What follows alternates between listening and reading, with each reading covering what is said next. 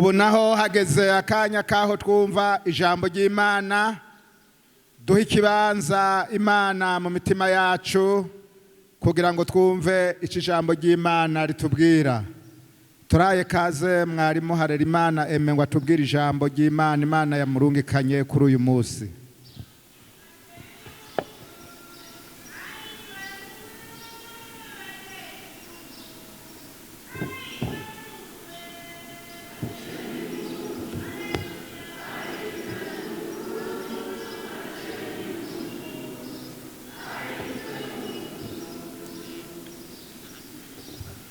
Mana yacu nishimwe. Ndabahaye mwaramutse mwese mu izina rya Yesu Kristo. Turashimiye Imana Data wa twese avyagiye mu ijuru, yemeye ko muri iki gitondo tuba imbere y'ishengero, imbere y'umugeni kugira ngo dusangire ijambo ry'Imana. Turashimiye kandi n'abavyeyi bacu abarongozi batwiyumviriye ko kugira ngo dushobore gusangira namwe amajambo Imana yadushize ku mutima. Imana ishimwe. Turamaze rero kumva ibintu bitari bike, indirimbo zose zaririmbwe, ndibaza umuntu aca yumva ivyo turimwo. Nibaza nta korale n'imwe itaririmbye ibijanye no kuvuka k'umwami wacu Yesu Kristo. Imana ishimwe. Iyi Noeli tugomba dushike mu mwaka ugira 2025. Ni anniversaire y'abakristo. Imana ishimwe. Mwisi abantu bafise uburyo, abantu bakomeye bama bibuka amavuko yabo, bakibuka imyaka bamaze bubatse. Umwaka uheze bagashima Imana, bagahimbaza, bakagira anniversaire. None rero nubu isi yose yiva ikagera irafise anniversaire, aho yibuka umwami wacu Yesu Kristo igihe yaza mu isi, aje kugira ngo aducungure, aje kugira ngo twebwe abari kure atuzane, atwegereze, adushire hafi, aduhuze n'Imana. Iyi Noeli rero si Noeli, si Yesu yavutse izitariki 25 z'ukwezi kwa12. Kubera usomye Bibiliya ivuga ngo marayika yagendeye Mariya ari mu kwezi kwa 6. Ngira ngo abantu b'abavyeyi muca mwumva igihe yamugendera yamubwiye yuko na mwene wabo Elizabeth afise inda. Amaze kumubwira ivy'Imana yamutumye, uharuye rero usanga mu kwa 12 atariho Yesu yavukiye. Ariko iyi Noeli yahuye n'umunsi abantu bo mu Zaburaya bari basenga Imana y'izuba, Imana y'Abagiriki y'izuba. Kubera ko Iburaya ntibafise ibihe nk'ivyo dufise twebwe. Barafise ibihe usanga ari ibihe bikanye cyane, ibihe vy'ubukonje, ibihe habaho ivyo bita maneje bikomeye, umuntu adashobora kwambara nk'uko twambaye, umuntu adashobora kugenderamwo atambaye ibirato vyabigenewe. Hakaba rero ubukonje bukomeye n'ibiti bikuma. Muri ico gihe rero izuba baba batanguye kubona izuba, agaco kaba gatanguye kuza, baca bashimira Imana, bagasenga iyo Mana y'izuba. Yesu rero amaze kuza, kuko yaja ari umuco w'isi, yaja ari umuco umurikira abantu, baravuga bati ntimwongere gusenga izuba, ahubwo izi tariki tuzohora twibuka umwami Yesu yavutse, yaje mu isi, yahevye icubahiro ciwe, akaza akaganza, niwe akwiye gusengwa. Baca bahuriza kuri uno musi ko ari wo gusenga bahimbaza ivuka ry'umwami wacu Yesu Kristo. Imana ishimwe. None rero tugomba tuvugana amajambo y'Imana avuga ngo igihe c'Imana gikwiye gishitse. Ijambo ry'Imana canke ijambo Imana yavuze rigira ububasha. Haleluya. Igihe c'Imana gikwiye gishitse. Birashoboka ko ivy'Imana yakubwiye utarabibona bitarashika, ariko hari igihe gikwiye, n'igihe gikwiye c'Imana cashika, ivy'Imana yagusezeraniye izobishitsa vyose. Imana ishimwe. Icete Paulo yandikiye ishengero ry'Abigalatiya igice ca 4 n'umurongo wa 4. Turasoma mu izina rya Yesu. Havuga ngo maze igihe gikwiye gishitse, Imana ituma umwana wayo yavyawe n'umugore, kandi yavutse aganzwa n'ivyagezwe. Imana yacu nihabwa icubahiro. Maze igihe gikwiye gishitse. Paulo igihe yandikira iri shengero ry'Igalatiya, ni shengero biboneka ko yari yarabwiye ubutumwa mu rugendo rwe rwa kabiri, kandi aba bantu b'Igalatiya ubwa mbere bavuga ko imbere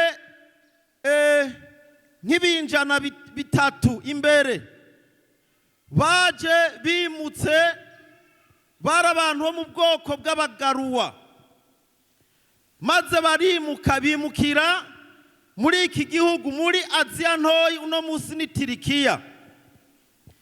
Paulo rero amaze kubabwira ubutumwa bwiza, arababwira Yesu, nabo baramwizera. Bamaze kumwizera, Paulo amaze kuvayo akagenda, haca haza abandi bantu bigisha inyigisho mbi zitarizo.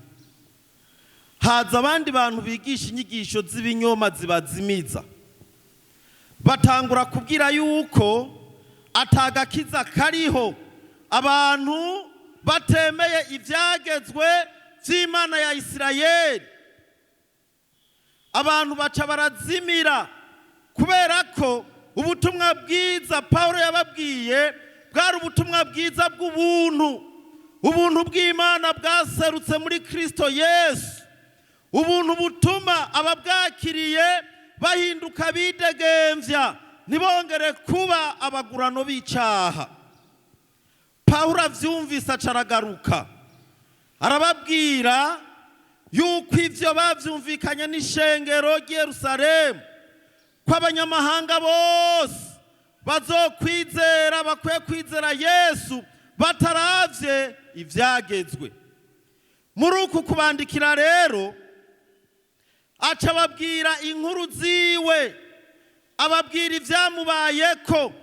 Niho yashika no muri iki gice ca 4 ababwira aya majambo, arababwira ngo igihe gikwiye gishitse. Maze igihe gikwiye gishitse, Imana ituma umwana wayo yavyawe n'umugore, kandi yaje aganzwa n'ivyagezwe. Ngaha none mbega igihe gikwiye niki? Gikwiye kubera iki? Imana irema isi yari yifitiye umugambi mwiza, ariko imaze kurema isi, Satani nawe acagerageza konona umugambi w'Imana, acagerageza guhindura ivy'Imana yari yagomvye. Kubera igihe Imana yarema Adamu yamushize mu itongo rya Edeni, imuha ibintu byose bikwiye, imuha umugore yitwa Eva, iramwereka ibyo akwiye kutarenga, iramwereka ibyo arekuriwe n'ibyo atarekuriwe. Ariko Adamu agira intege nke. Umugore amaze guhendwa n'inzoka agakora icyaha, Imana irababara. Imana yaciye ica urubanza. Usomye mu gitabo cy'Itanguriro igice cya 3 n'umurongo wa 14 gushika ku murongo wa 15 havuga ngo, nzoshira urwanko hagati yawe n'uwo mugore no hagati y'uruvyaro rwawe n'ugwiwe, ruzokumena umutwe nawe uzorukomeretsa igitsintsiri. Imana idufashe. Ngaha rero niho tubona ingana abantu naho bari bacumuye, Imana itabaretse. Imana ntiyabahevye. Naho bari bakoze ivy'Imana itagomba, ikintu Imana yakoze yaciye ica urubanza. Urubanza irarusoma muri gasamburamanza yayo, n'abacamanza ntiboshobora kuruca ngo bagunguruze. Yabwiye umugabo ngo uzojya urusha, naho wogira gute uzojya urushe, naho wotunga ukagira ibintu byinshi cyane uzojya urushe, kubera uzoga umuhangayitse, uzoga umuzi ko bakwiba, uzoga umugomba gukomera. Mana idufashe. Ivyo bizokuruhisha ujya urushe. Uzoga umugwana kugira ngo ntutakaze position, kubera hari abandi bazoduga. Uzoguma wanka nawe ko bokuruta ngo bagutwara ijambo. Muri ivyo vyose naho uzoba ufise ibidaharurika uzojya urushe. Point. Imana yararusomye rwaraheze. Yabwiye umugore, nawe wa mugore, ko wumviye inzoka ugakora icyaha, nawe uzovyara urushe. Muzogombe musenga y'indwi, muzovyara murushe. Imana yararusomye, niko bimeze, nta kirengako. Mu ruvyaro rw'umugore, Imana ishiraho isezerano ko hazovamwo umuntu azohonyora inzoka umutwe. Ishizeho isezerano kubera ko Imana itavuze mu ruvyaro rw'umugabo, mugabo yavuze ngo mu ruvyaro rw'umugore. None tuvugana ukuri, havyara umugore sa?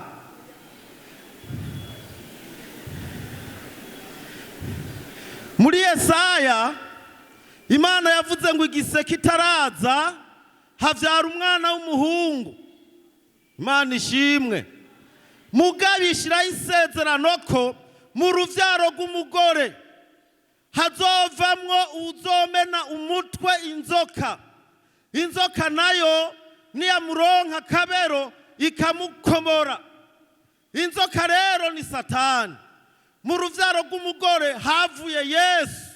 Satani yama ariko arakurikirana abana b'Imana, yama agenda akurikirana abana b'Imana.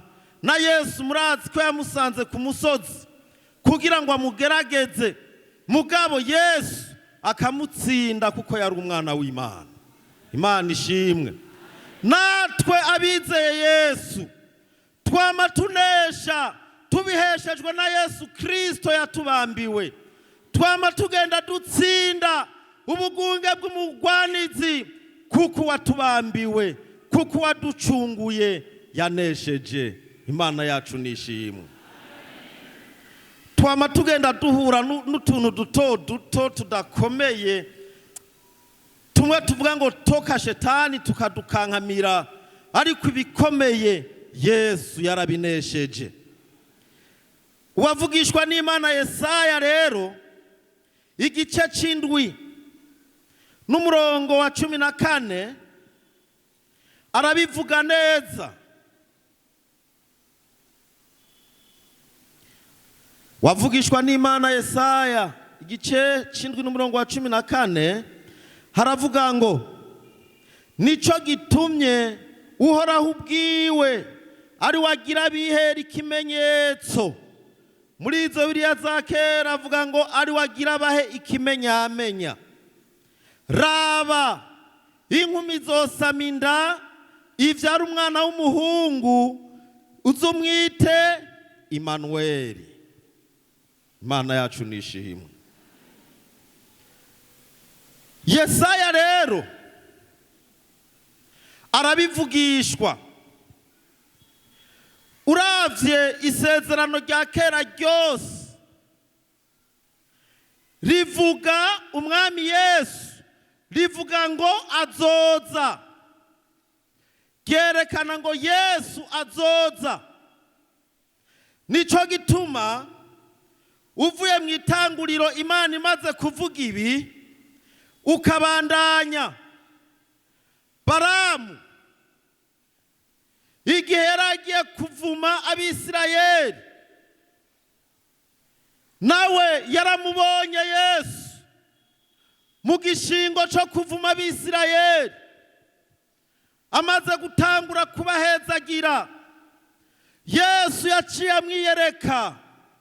Baramu aravuga ngo ndamubona ariko suri hafi, ndamubona ndamwitegereza ariko suri hafi, ntarashika ariko ndamubona ariko azoza. Haleluya.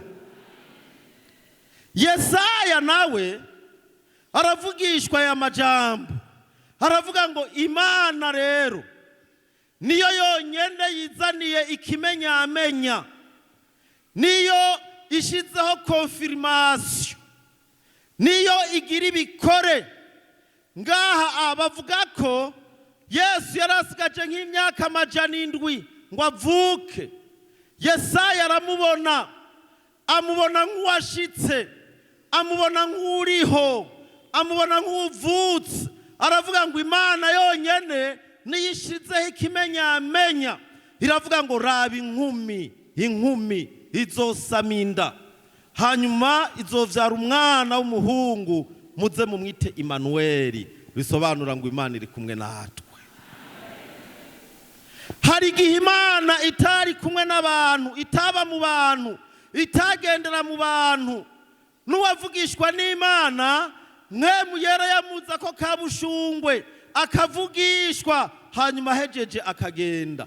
Ico gihe Imana yaba mu ngoro y'Imana i Yerusalemu, yari mu isanduku y'isezerano. Abantu bagomba gusenga Imana bari bafise iminsi bahurirako, bagategerezwa kugenda mu ngoro y'Imana i Yerusalemu kugira ngo basenge Imana, kugira ngo bahasange Imana. Abantu bose rero baraviyo bari bakaza bagashika ku ngoro, akaba ariho basengera Imana. Imana ntiyari mu bantu. Ariko Yesu amaze kuza, nico gituma isanduku y'isezerano itashobora kuguma mu ngoro. Nico gituma n'ubu ntibaziri, n'ubu abahinga bararondeza iyo sanduku yagiye ntibaza hiri, kubera Imana yavuze ngo nzogerera mu bantu, mbane nabo, ngendane nabo. Umunsi Imana iri mu bantu bayo, Imana igendera mu bantu bayo, Imana ivugira mu bantu bayo. Nico gituma Yesu yavuze ngo igihe kiraje abasenga data mu mpwemu no mukuri batazoba baje i Yerusalemu gusa, ariko no mu bisagara bihakikije. Imana ishimwe. Imana rero iri ahantu hose. Imana kuyisenga ugiye mu nzu yawe ukayisengera kumva, ugiye ngaho hanze ukayisengera kumva, uje ngaha mu ngoro urayisenga ikakumva. Ariko kandi hazogera igihe Emmanuel, Imana mu bantu, izosubira ikava mu bantu, izosubira ikagenda. Ico gihe naco bazosubiza isanduku y'Imana mu rushengero, bongere gutanga ibimazi. Mana idufashe cyane.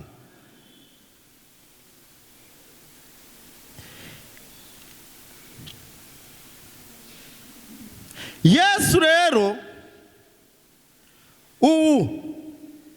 Imana yamurungitse afise intumbero. Imana ishimwe. Hari intumbero yatumye Imana yemera kureka umwana wayikunda kugira ngo aze mu isi, kugira ngo aze kuducungura, kugira ngo aze gucungura isi. Yesu araza. Imana nk'uko yari yabisezeranye, Imana nk'uko yari yabivuze, irashitsa ivyo yasezeranye. Ubutumwa bwiza bwa Yesu Kristo ko bwanditswe na Luka igice ca 26 kugeza ku murongo wa 38. Dusabe mwarimu Placide ashike adufasha dusomere. Ubutumwa bwiza bwa Yesu Kristo ko bwanditswe na Luka igice ca mbere, dusome duhereye kuri 26. Gaburiyeli abwira Mariya yuko azovyara Yesu. Kandi mu kwezi kwa gatandatu umumarayika Gaburiyeli atumwa n'Imana mu gisagara c'i Galilaya citwa Nazareti, ku nkumi ikowe n'umugabo yitwa Yosefu wo mu nzu ya Dawidi. Izina ry'iyo nkumi ni Mariya. Yinjira hari aramubwira ati n'amahoro, ugiriwe ubuntu, umwami Imana ari kumwe nawe. Ariko we ahagarika umutima cyane w'iryo jambo, yibaza iyo ndamukanyo iyo ariyo. Umumarayika aramubwira ati ntaco utinya Mariya, kuko ugiriwe ubuntu n'Imana. Umve, uzosama inda uvyara umwana w'umuhungu, kandi uzumwite Yesu.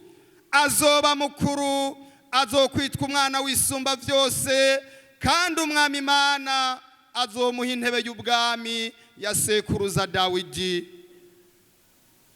Ahangame mu nzu ya Yakobo ibihe bidashira, ubwami bwiwe ntibuzogira iherezo.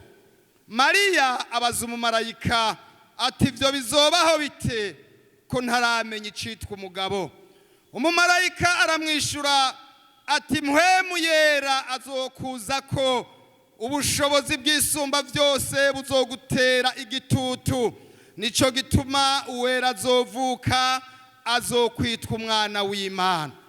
Kandi umve, Elizabeti mwene wanyu nawe atwaye inda y'umuhungu mu butamakazi bwiwe, witwa ingumba. Uku ni ukwezi kwiwe kwa gatandatu, kuko atajambo rivuye ku Mana ribura ububasha. Mariya aramubwira atehe ndumugurano w'umwami Imana, bimbere uko ijambo ryawe rivuzwe. Maze umumarayika ava hari aragenda. Amen. Mana yacu nishimwe. Ngaha rero ivyavugishijwe kera, ivyo abavugishwa n'Imana bavugishijwe kera birashitse. Ivyo beretswe Babaramu birashitse. Ivyo babona bari kure birashitse. Ivyo bagomba kera, usomye mu gitabo c'Abaheburayo igice ca 4, ibi bintu bari barabirondeye, ibi bintu baravyiyumvira, ngo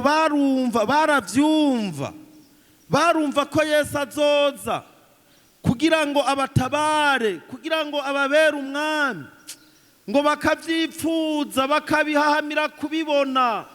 Ariko ivyo barinze bapfa batabibonye, Imana yari yabibikiye twebwe. Haleluya. Ivyo Imana yavuze usomye umurongo wa 38 37 havuga ngo kuko atajambo rivuye ku Mana rigira gute ribura ububasha.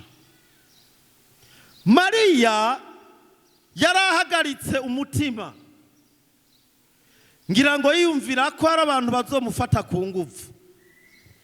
Bari bakundanye na Yosefu, ngira aciye atangura kwiyumvira ati ubu rero Yosefu nzomwirinda. Ngira aciye avuga ati sinzosubira kugenda bugorovye, kubera yaribajije, aribazi ico gitangaza, iyo fenomene izobaho, agatwara inda ivuye kuri mpwemu yera, ivuye ku Mana, atarabona icitwa umugabo.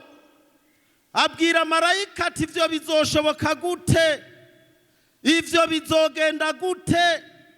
Marayika aramubwira ati ntaco utinya Mariya, kuko atajambo rivuye ku Mana ribura ububasha. Imana yacu nishimwe.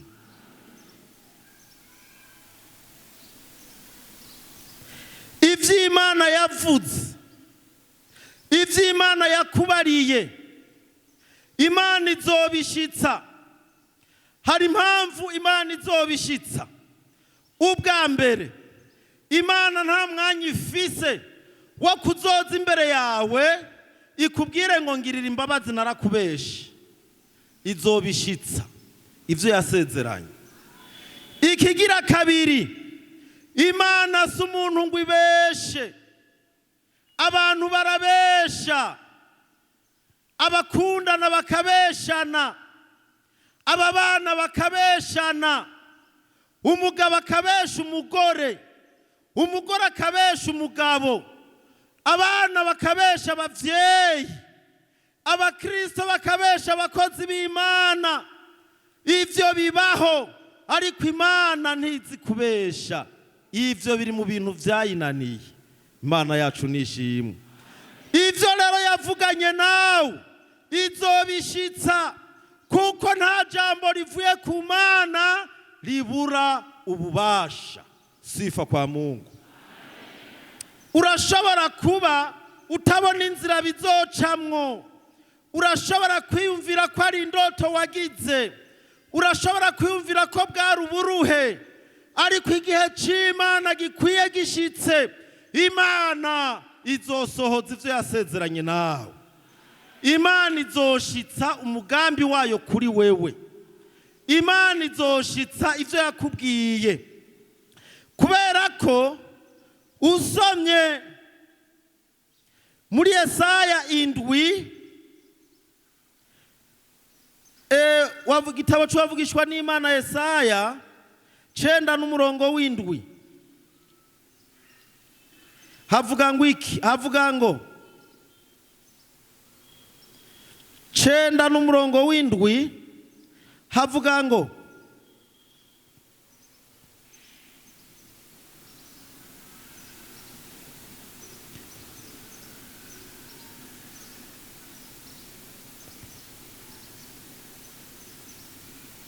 Yesaya 9:7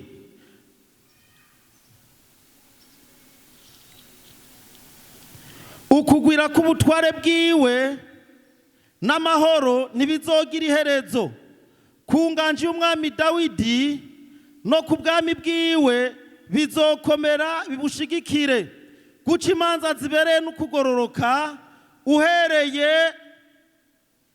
uhereye ubu gushitsa ibihe vyose. Umwete w'Uhoraho nyene ingabo uzoshitsa ivyo. Imana ishimwe. Nibizoshika buke buke. Igihe c'Imana gikwiye kigeze. Imana izoshiramwo umwete, izobishitsa n'umwete mwinshi. Imana izogushitsa ko ivyo yakubariye, kubera ko si umuntu ngo ibeshe. Yasezeranye umwami Yesu. Paulo yavuze ngo itimanye umwana wayo izoburite kutugandurira vyose muri we. Haleluya. Yesu rero yaraje, naho twibaza ngo ni Noweli 25 ngo azoba yavutse, ashobora no kugaruka, ashobora no kuza uyu munsi. Yaraje. Imana rero irafise ikintu izohanira isi. Imana irafise ikintu gikomeye gihambaye izohanira abantu bayo bama bumva ijambo ry'Imana, bama bumva ubutumwa bwiza. Iki kintu kiriho, Imana izohanira abantu. Dusabe mwarimu Pierre ashike hano adusomere ubutumwa bwiza bwa Yesu Kristo bwanditswe na Yohana n'umurongo wa 29. Ubutumwa bwiza bwa Yesu Kristo bwanditswe na Yohana igice ca mbere n'umurongo wa 29. Turabe ico Imana izohanira abantu. Dusome mu izina rya Yesu. Buke bwaho abona Yesu aza kuri we, aravuga ati, nguyu umwagazi w'intama w'Imana ukuraho icyaha cy'abari mu isi. Amen. Imana ishimwe. Yohana umubatizi nawe aramubona aje. Baramu yamubonye ari kure, Yesaya amubona nk'uwavutse yashitse, umumarayika arabwira Mariya ko azovyara. Yohana nawe aramubonye bari kumwe, bariko baragendana. Mugabo amwitegereje aravuga ngo nguyu umwe n'ababarira. Aha Yohana yari amaze iminsi muri Yorodani ariko yigisha abantu, ababwira kwihana, ababwira gukura inzira z'ibihamo, ababwiye kwitegurira kwakira umwami. Bukeye azamubona rero aje kuri we. Akimubona aravuga ati nguyu umwe n'ababwira. Amushingira intahe aravuga ngo nguyu umwagazi w'intama w'Imana ukuraho icyaha c'abari mu isi. Sifa kwa Mungu. Mbe mwumva ari ivyaha? Mwumva Yesu akura ivyaha?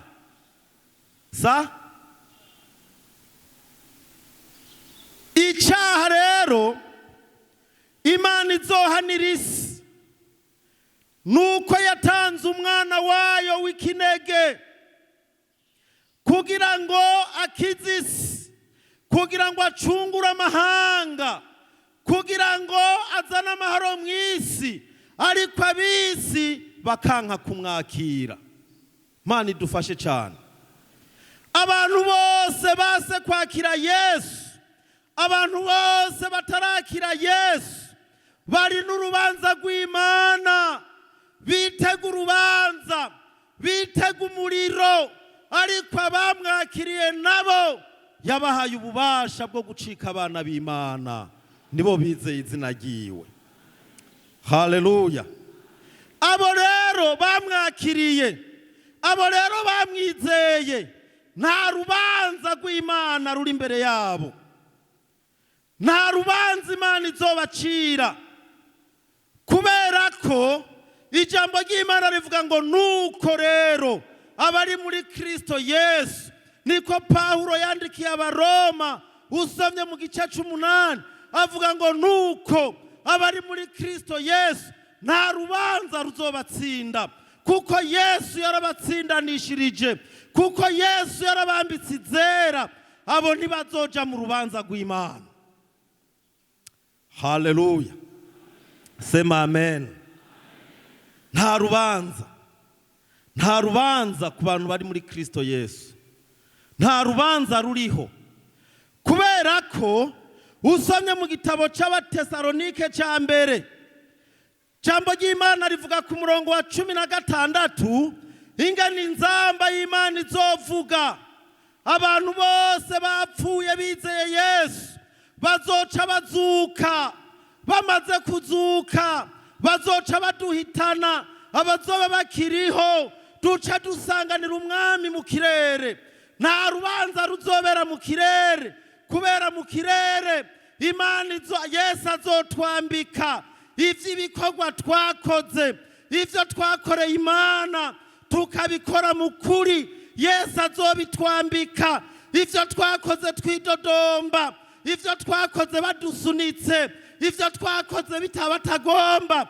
Bibiri ivuga ngo bizoca mu muriro, umuriro ubiturire, ngo ari ku bwawe uzokira, ariko umeze nk'uwokowe mu muriro. Nta rubanza. Bwana Yesu asifiwe. Duce tumarana na Yesu ku bicu, ahejeje kutwambika aca tujana imbere y'Imana, adushikana imbere y'Imana ati nguwo umugeni nari naragiye gukwa. Bace batuzimana, duce tunwa kuri vino Yesu yanyegeje, duce tujya tunwa ku mutobe musha Yesu yatubikiye, duce tujya kuri manu yatunyegereje, tuyisangire. Turangije duce tuza kuganza, tuganzanye n'umwami. N'aya majambo y'Imana tugomba dusenga Imana. Nta rubanza ruriho kubari muri Yesu. Nagomba dusengere umuntu naha bumwe yumvise aya majambo, atarizera umwami Yesu, atarahinduka, ataremera Yesu ngo amubere umwami. Kubera abo hariho urubanza rw'Imana kuri bo. Abo bariteze urubanza rw'Imana. Nimba urimwo, naho wowe umwe uhaguruke tugusengere, abandi murindire. Ninde agomba kwakira umwami Yesu ngo amubere umwami kugira ngo ntazotsindwe n'urubanza? Kaze tugusengere Yesu akugirire neza. Naho wowe umwe uhaguruke.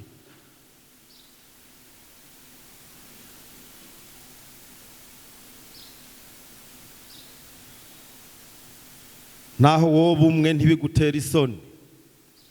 Yesu yavuze ngo uzokwanka kunyemera imbere y'abantu, nanje nzomwihakana imbere ya Data n'abamarayika. Nimba atawuriho, tugomba duhe kaze umuntu agira kabiri. Umuntu agira kabiri, kaze mwene Data, kaze. Nimutinye, nimugire isoni zo kwemera umwami Yesu.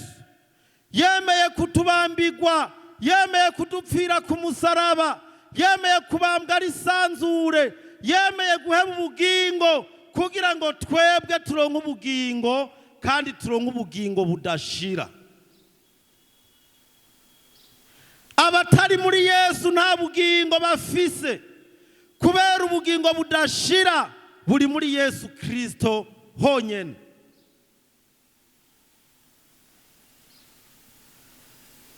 Muvyumvirize, n'abantu batarizera Yesu, n'abantu batarakira Yesu nk'umwami n'umukiza, n'abantu bumva baciye urubanza, n'abantu bemeye kubwira Yesu bati Yesu turemeye kugukurikira, turemeye kujana nawe, turemeye gukorana nawe, turemeye kuvugana nawe. Nabo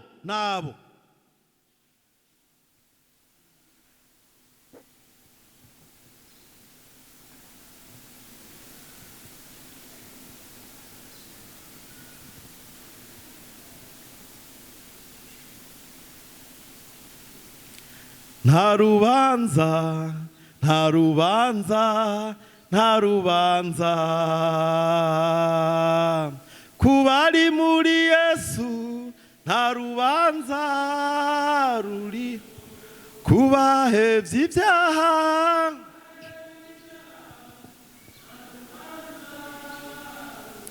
Oh, ikirushirijeho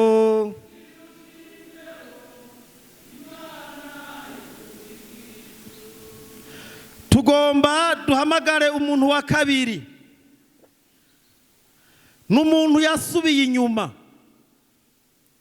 n'umuntu yavuye mu nzira, yavuye muri Yesu agasubira inyuma, agasubira gukora ibyaha, agasubira gukorera Satani. Uwo muntu nawe turamuhaye kaze.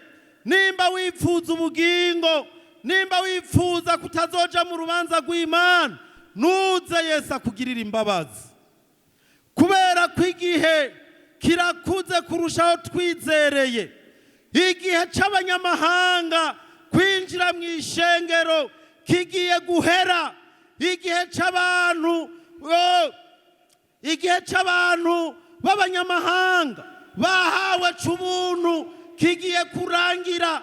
Ishengero ry'Imana aho rivira mu isi igihe kizoba kirangiye. Igihe c'abanyamahanga ubuntu bw'Imana buzoba buheze. Nuze Yesu akugirira imbabazi. Urabizi ko wasubiye inyuma mu mutima, urabizi yuko wahevye ivy'Imana, urabizi ko waretse inzira z'Imana. Kaze Yesu akugirira imbabazi.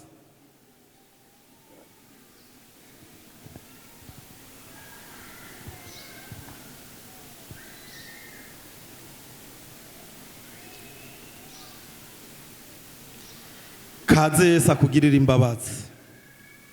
Ijambo ry'Imana rivuga ngo wopfuma umaramarira muri bene so, wopfuma utetererwa muri bene so, aho ko uzoja gucirwa urubanza mu ikombe ry'abatizera, aho ko Imana izokujana mu rubanza. Wopfuma umaramarira muri bene wanyu, wopfuma umaramarira muri bene so, ariko ugakiza ubugingo. Ntuzumaramarire mu ikombe ry'abatizera.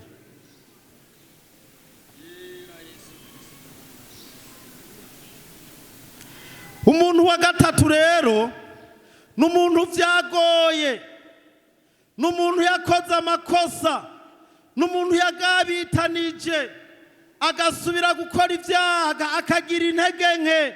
Hari intege nke wagize muri ino misi, kaze kuri Yesu. Ingo Yesu akugirira imbabazi, ingo Yesu akweze, ingo amaraso ya Yesu agutunganye, ingo Yesu ariteguye kukugirira neza.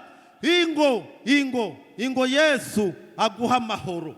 Umaze imisi ibintu byaracanganye, umaze imisi udafise amahoro, nuze Yesu akugirira imbabazi.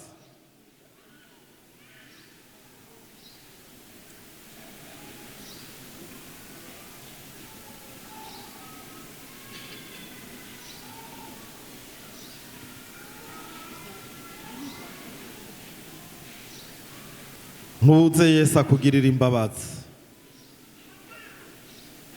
ntuze Yesu aguharire. Hari ibintu byagushize mu ntege nke nyinshi muri ino misi.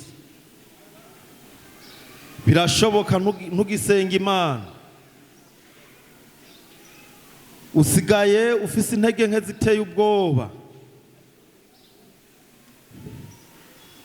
usigaye wama mu biyago bibi, usigaye ufise ivyiyumviro bibi. Urukundo rw'Imana muri wowe rwaraheze. Usigaye ugenda ugangabuka wikanga. Nuze Yesu akugirira imbabazi. Twagomba duhe kaze umuvyeyi wacu abasengere. Mana Data wa twese uri mu ijuru, wewe isakaye ubwiza bwawe, wewe uri ku ntebe y'imbabazi. Haleluya! Wavuye mu ijuru uza hano mu isi. Igihe gikwiye gishitse uraza. Igihe gikwiye gishitse Imana utuma umwana wayo Yesu Kristo aremera yinjira mu nkumi Mariya, yicisha bugufi, yambara umubiri w'umuntu, yambara umubiri w'umugurano, yambara umubiri wacu, yambara ubunyantege nke bwacu. haleluya, aremera ngo araca bugufi mbere no gushika ku rupfu rwo ku musaraba, haleluya, araducungura Yesu, araducungura Yesu.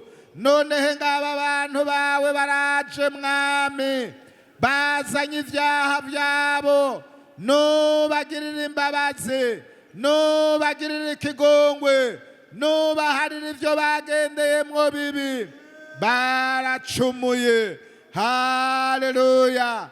Amaraso yawe yeza aboze, amaraso yawe yeza abakure ku ibyo bagabitanije, amaraso yawe yeza abakure ku ibyo bakoze bibi, amaraso yawe yeza abuhagire, abakure ko agasembwa, abakure ko amarabaga. Yesu Munyanazareti, Yesu mwagazi w'intama w'Imana, ubagirire neza, ubaharire, ubagirire neza, ubeze, ubagirire neza, ubatunganye, ubagirire neza, ubagirire ikigongwe, haleluya, haleluya. Ngaba bari hano Mana, ngaba bari hano nyakubahwa, bagirire neza Mana, baharire, baharire, beze, batunganye, bagirire imbabazi, bakure ku ivyo bagabitanije bibi, ubandike mu gitabo c'ubugingo. Aba n'abana bawe Mana, aba n'abana bawe, ubaharire, haleluya, haleluya. Wavuze ngo uzogaruka kutujana ahuri, ngo ahuri natwe abariho tuba, uri kuradutegurira amazu tuzobamwo.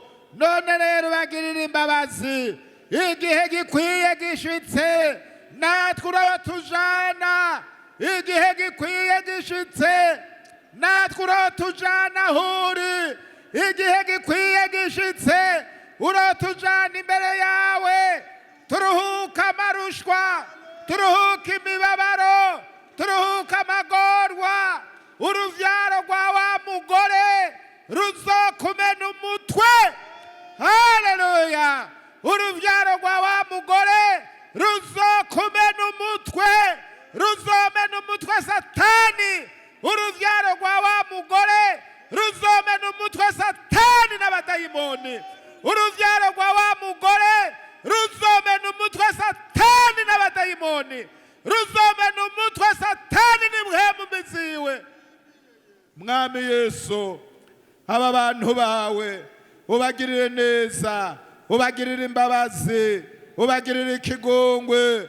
Yesu we, ubaharire, ubandike mu gitabo cyo mu ijuru, kandi ari cyo gitabo cy'ubugingo. Nuko urakoze kubahariye, turabigushimiye mu izina rya Yesu, amen. Yesu niyaje kugira tujane mu ijuru gusa, tukinaha mu isi yamagenda twikorerera imitwaro, yamagenda turuhura. Yesaya aramubona aravuga ngo nukuri nizacu ntimba yikoreye, niyacu mibabaro, niyacu mibabaro, n'ivyacu vyaha yacumitiwe, igihano kituronkesha amahoro cabonetse kuri we. Ninda afise intimba, haguruka tugusengere. Ninda afise ingwara, haguruka tugusengere. Birashoboka ko muganga yakubwiye ngo ntuzokira, ariko Yesu nawe akubwira ngo akira ikirago cawe wigire. Birashoboka ko ufise amakuru mabi, haguruka tugusengere. Birashoboka ko umunyamibabaro, haguruka tugusengere. Yesu ariteguye kukugirira neza. Nubu duhe kaze umubwiriza wa, duhe kaze pasiteri wacu hajya Alexi ashike hano kugira ngo abasengere.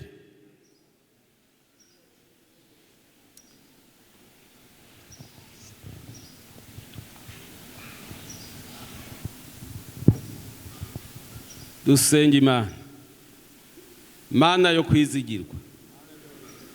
Amen, amen, amen. Haleluya. Amena, haleluya. Turagushimiye. Turagushimiye kuri iri shengero riguhagaze imbere.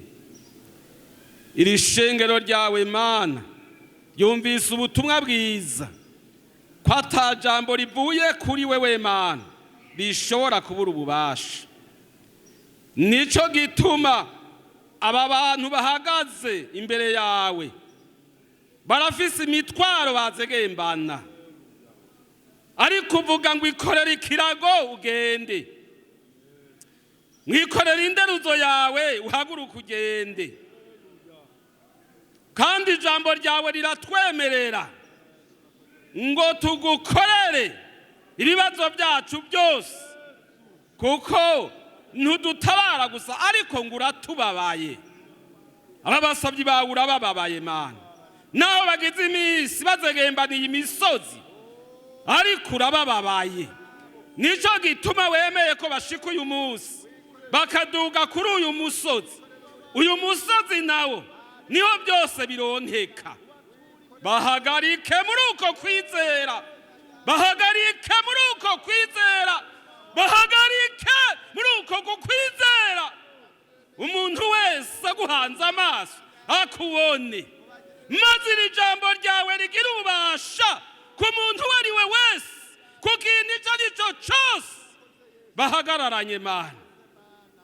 Arabafise indwara bakire mu izina rya Yesu Kristo. Arabafise imisozi yisenye mu izina rya Yesu Kristo. Abari bafise ibibazo bitagira inyishu ni wewe uvuga bikaba, ibitashoboka bishire ku iherezo mu izina rya Yesu Kristo. Aba basabyi bawe Mwami baronke ico birata, bagende bashinga intara bavuga bati Kristo Yesu ni muzima, yanesheje urupfu n'ikimenyamenya, yansenyaguriye imisozi yarigize iminsi nyikiza. Ubu ndidegembya, bya bibazo byose yabironkeye inyishu, nanje ndamushima. Haleluya. Bemerere gutanga amashimwe Mana muri iyi mpera y'umwaka, bemerere kuzotanga amashimwe, bashima Imana ngene babonye ukuboko kwayo. Urakoze Mwami Yesu, turagushimiye. Utibura umuriro ku barwayi abadayimoni, uyo muriro wawe umanuke, umanuke, umuriro umanuke, umuriro umanuke, umuriro umanuke. Ibisigo bishe, ibitega bishe, amajini ashe mu izina rya Yesu. Imikurishe, abanyabudago bakoma induru, bakubitwe hasi n'ibisigo bihane, kugira ngo agakiza kamenyekane ngo azoba Emmanuel, azoba aje gukiza. Urakoze Mana, turagushimiye, turagushimiye, turagushimiye, turagushimiye, turagushimiye kubane ko ari kumwe natwe, kandi gukoze ibi byose nguhesha icubahiro izina ryawe. Ubishimirwe mu izina rya Yesu Kristo Umwami wacu. Amen. Nubu tugomba dusengera uwundi muntu wa nyuma, n'umuntu afise amasezerano y'Imana yarindiriye, arihebura, arata ivyizigiro. Nagira ndakubwire ngo nta jambo ryavuye ku Mana ribura ububasha. Igihe c'Imana gikwiye kigeze, Imana izobishitsa ivyo yavuganye nawe, ivyo yagusezeraniye, Imana izobishitsa. Uhaguruke dusenga Imana. Birashoboka ko utarumva ijwi ry'Imana, birashoboka ko wovuga ngo mbega amasezerano y'Imana ameze gute. Nagira ndakuremeshe nawe, muri Bibiliya ijambo ry'Imana dufise amasezerano menshi Imana yasezeraniye abayikunda. Wizera ijambo ry'Imana, yavuze ngo niwaca mu nzuzi, inzuzi ntizizokurengera, yavuze ngo niwaca mu muriro umuriro ntuzoguturira. Birashoboka kuri kuraca mu bibazo, wizera iryo sezerano, Imana izokuzigama, Imana izogutabara. Uhaguruke wizeye, dusenga Imana. Ivyo yagusezeraniye birashoboka ikabikora n'uyu mwaka utarahera, birashoboka ikazobikora mu utangura, birashoboka ikazobikora no mu wundi, ariko Imana yasezeranye si umwana w'umuntu ngo ibeshe. Imana izobishitsa, Imana izobikora. Ivyo yavuganye nawe Imana izobishitsa. Duhe kaze Pasiteri Andrea abasengera Imana. Data wa twese wo mu ijuru, muvyeyi ukunda ishengero, muvyeyi wamugirira neza abari kuri wewe bose, Mana wamugirira neza abantu bawe wakoye amaraso y'igiciro, abantu bawe wakuye kw'imigozi yose y'umwansi. Mana yacu turagushima yuko uri umuvyeyi wamugirira neza abari kuri wewe bose. Ubu bwoko bwawe bahagaze imbere yawe bibutse ya masezerano, bibutse rya jwi ryababwira, bibutse bya bindi byose Mwami bagushikiriza, kandi barakwizeye. Bazi kuri Imana udahinduka, bazi kuri Imana utananirwa, bazi kuri Imana utabesha, bazi kuri Imana bamubagirira neza. None bahagaze imbere yawe barakwizigiye mu izina rya Yesu. Barazi yuko ibyo bavuze byose uzobishitsa, kuko nta na kimwe gishobora kugutangira. Uri Imana y'ubwiza, uri Imana y'ububasha n'ubushobozi. None bagirire neza mu izina rya Yesu. Bahagare mu masezerano yawe, bahagare mu kuri kwawe, bahagare mu ijambo ryawe, bahagarare muyizigiye yuko umunsi umwe uzoba umunsi wo gutanga amashimwe, uzoba umunsi wo gushingira intahe kuri umwami, kuri umutabazi, ko wamugirira neza abari kuri wewe bose. None Mwami, girira neza aba bantu bahagaze imbere yawe, kuko bakwizeye kandi bakwemangiye. Urajojana nabo, urazokwamubagirira neza. Mana yacu, urazobarinda wa mubi yobibagiza amasezerano yawe. Urabazorinda uyu mubiri, urazobarinda isi, kuko uri Imana y'ubwiza n'ububasha.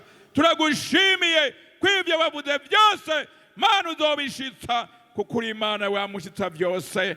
Kuba kwizera n'abagukorera, urakoze kuvyumvise kandi wemeye kubibakorera.